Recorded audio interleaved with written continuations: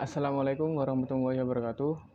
Nama saya Ahmad Herudin, NIM E2018-2316. Saya dari kelompok 4. Judul makalah saya adalah melaksanakan riset pemasaran dan meramalkan permintaan.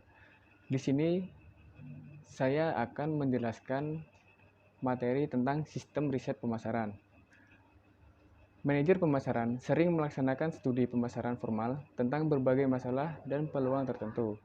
Mereka dapat meminta survei pasar, uji prefer, produk peramalan, penjualan berdasarkan wilayah, atau penilaian iklan. Tugas riset pemasaran adalah membuat pandangan tentang sikap dan perilaku pembelian pelanggan.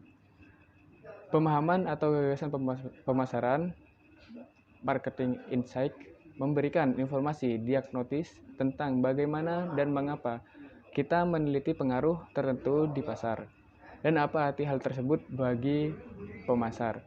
Kita mendefinisikan riset pemasaran sebagai perancang, pengumpulan analisis, dan pelaporan data WNI ternatis serta temuan yang relevan terhadap situs pemasaran tertentu yang dihadapi perusahaan. Kebanyakan perusahaan besar memiliki departemen riset pemasaran sendiri yang sering memainkan peran penting dalam organisasi. Fungsi riset pasar, konsumer, dan market knowledge. PRG mendedikasikan kelompok CMK yang bekerja untuk bisnis legal di seluruh dunia untuk meningkatkan strategi, market, dan pelaksanaan program mereka sekaligus. Demikian pula sekelompok CMK korporat yang lebih kecil dan tersentralisasi dan memfokuskan diri pada beragam masalah besar yang melebihi semua ini. Bisnis khusus riset pemasaran tidak terbatas hanya perusahaan besar dengan anggaran dan departemen riset pemasaran yang besar.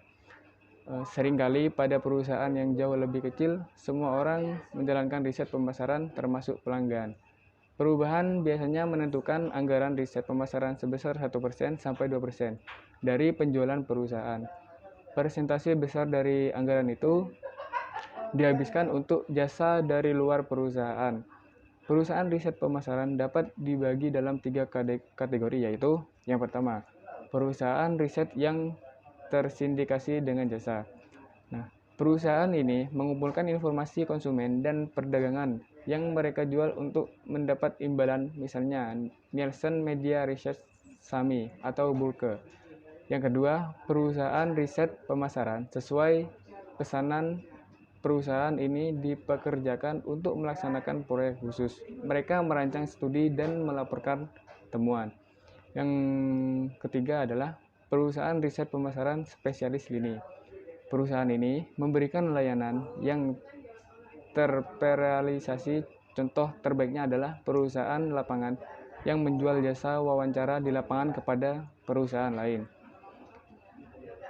Perusahaan kecil dapat menyewa jasa dari perusahaan riset pemasaran atau mengadakan riset dengan cara kreatif dan terjangkau, seperti melibatkan mahasiswa atau profesor untuk merancang dan melaksanakan proyek perusahaan seperti American Express, Hilton Hotels, IBM, Mars, dan lain-lain.